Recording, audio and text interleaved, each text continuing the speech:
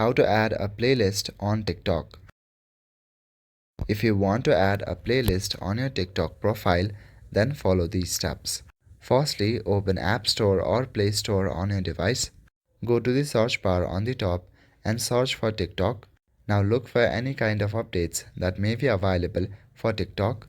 If the updates are available, click on the update option and update the app. Once updated, open the app on your device. Once you open your TikTok app, at the bottom, click on your profile. At the top right corner, click on the three-line icon. Then select TikTok Studio. Here you should see the playlist option.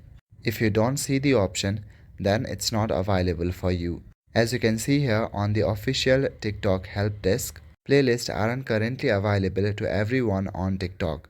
If you don't see an option to create playlist in the post tab on your profile, that means playlists aren't available to you yet. So if it's available on your TikTok Studio, then it will show up right there. You can simply tap on create playlist and follow the steps to create your playlist. You can also manage the playlist once you create it. So that is it for today. Thank you.